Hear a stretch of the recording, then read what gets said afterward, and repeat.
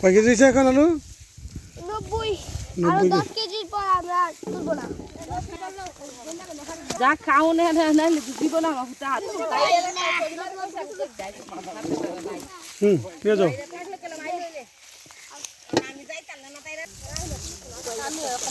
এখন আমরা আসলে সরাসরি কথা আমাদের সফল ফার্মার এই সীতারামপুরের মোটামুটি এই বিশাল আড়তদার, আলুর আড়তদার,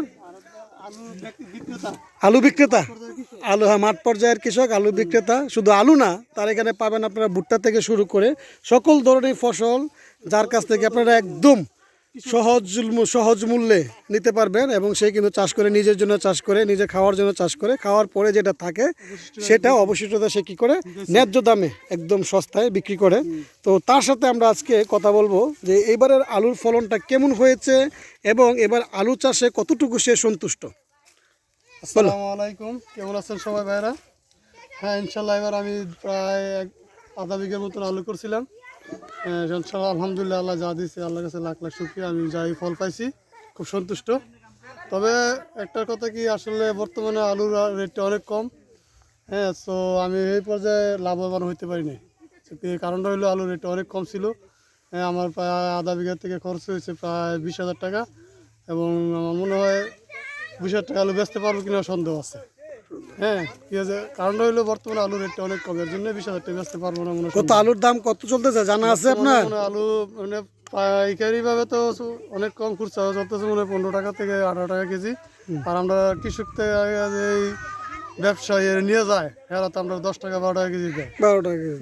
তো এই পর্যায়ে আমরা এত লাভে দিচ্ছে মনে বসাইতেছে না। আলুর পাশাপাশি আপনি আর কি করেছেন? হ্যাঁ, আলহামদুলিল্লাহ, আমার এই যে দেখতেছি ভুট্টা ক্ষেতগুলো, আমি প্রায় 30-60 শতাংশ ভুট্টা ক্ষেত করছি। হ্যাঁ, সাথে আছে আমার 1 কানিয়ার মতন এরি, আচ্ছা, যেটা কি 30 শতাংশ এরি ক্ষেত আছে। আচ্ছা। তারপরে আছে আরো ওই পাশে একটা জমি আছে, ওইখানে আছে আমার রসুন আছে আধা বিঘা, পেঁয়াজ আছে, তারপরে টমেটো আছে। হ্যাঁ, মোটামুটি মিলে অনেক কিছুই চাষ করা হয়েছে। আমি ইনশাল্লাহ সবই করে সব ফসলে চাষ করি। সেই সাথে আমার গরু আছে, গরু ফালি, যেটাকে বলে বাংলায় কৃষিকাজ আর কি। আমি আসলে দীর্ঘদিন প্রবাস ছিলাম, এখন প্রবাস বাদ দিয়া আমি আমার দেশের মাটির মধ্যে কাজ করতেছি। ইনশাল্লাহ আলহামদুলিল্লাহ ভালোই আছি। এখন কি প্রবাসের চেয়ে কি এখানে ভালো, নাকি প্রবাসেই ভালো ছিলেন? একটা কথা আসলে ভাই বলতে গেলে, প্রবাস তো মনে করেন টাকার দিক দিয়ে আলহামদুলিল্লাহ ভালো, কিন্তু আসলে টাকা তো মানুষের জীবন না।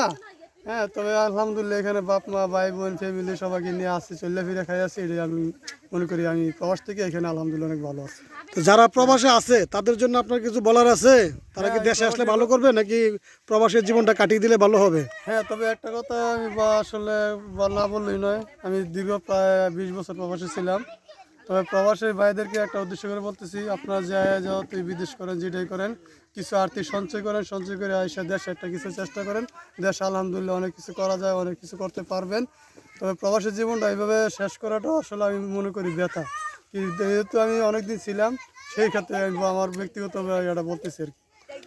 যাই হোক, এখন তো অনেকে বলে যে প্রবাস জীবন না কাটিয়ে দেশে আসলে কিছু করা যায়। তো দেশে আসলে কি করলে মোটামুটি চলতে পারবে, মানে কি করলে দেশে আইসা মোটামুটি স্বাচ্ছন্দ্যভাবে চলাফেরা করতে পারবে, এরকম একটা আইডিয়া কি আছে আপনার কাছে? হ্যাঁ, যদিও কেউ কিছু নাই করতে পারে, অন্ততপক্ষে যদি সে 2টা গাভিও বা কিনে, বা 2টা আমাদের এখানে তো বাংলাদেশে কিন্তু একটা জিনিস কি, ষাঁড় গরু যদি পালে, মানে ঈদের সময় একটা গরুর চাহিদা থাকে। তো এই হিসেবে যদি কেউ 2-4টা গরু পালে, সাথে 2 ক্ষেত করে, আমি মনে করবো যে না, তার জন্য অনেক বেটার। হ্যাঁ, এটা দিয়ে চলতে পারবে দেশের মধ্যে। মাসে 20-25 হাজার টাকা খরচ হয়, সেই খরচটা 2 ক্ষেত করলে সব ফসল মিলে, সেই সাথে 2-3টা গাভি ফেললে, হ্যাঁ, তার খরচ চলে যাবে অনায়াসে। এটা আমি যা আমার প্র্যাকটিক্যাল দিয়ে প্রমাণিত। যাই হোক, তার মানে উনি বলতে চাচ্ছে যে আপনারা প্রবাস জীবন করেন, সমস্যা নাই, কিছু টাকা পয়সা সঞ্চয় করে দেশে আসার পরে বাকি জীবনটা আপনারা আরামে এসে কাটাইতে পারেন। একটু কষ্ট হবে, কিন্তু কষ্ট হইলেও মোটামুটিভাবে দেশের লোকজন সবাইকে, বাপ মাকে আপনার কাছে পাবেন। আপনারা চাইলে কিছু টাকা সঞ্চয় করে দেশে এসে 2টা গাভী পালতে পারেন, বা কৃষিকাজ করতে পারেন।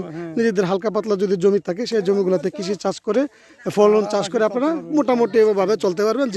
উনি কিন্তু তার যে নিজস্ব যে মতামতটা এবং নিজের নিজে যেটা করে সেটা কিন্তু বাস্তবতা, যে রিয়েলিটি যেটা, সেটা কিন্তু আপনাদের মাঝে তুলে ধরেছে।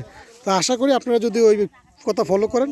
গাছ নিয়ে আসলাম, এই যে দেখছেন গরুর জন্য কিন্তু দুইটা গাছ হয়ে গেল। এই যে একই সাথে দুই কাজ, এখানে আলু তুললো, আলু তোলার পাশাপাশি কিন্তু গরুর জন্য মোটামুটি এক পূজা ঘাস নিয়ে নিচ্ছে। তো গরুর খাবারও হয়ে গেল এবং আলু তোলাও হয়ে গেল। আপনারা দেখেন ওনার কিন্তু এখানে অল্প একটু জায়গা ছিল, বাকি জায়গার যে এখনও ফল তুলে নাই, আলু তুলে নাই, এতটুকু জায়গার মধ্যে কিন্তু এরকম বিশাল বিশাল 2 ওরা আলু পেয়ে গেছে। আর পাশাপাশি আরেকটা ক্ষেত, ওই ক্ষেতের মধ্যে কিন্তু মোটামুটি চলতেছে, এখনও শেষ হয় না, এটা অনেক সময় লাগবে। অনেক লোক যদিও তোলার কাজে ব্যস্ত, তারপরে কিন্তু কমপ্লিট করতে পারি নাই। কিছুক্ষণের মধ্যেই কমপ্লিট হয়ে যাবে। ধন্যবাদ। হ্যাঁ।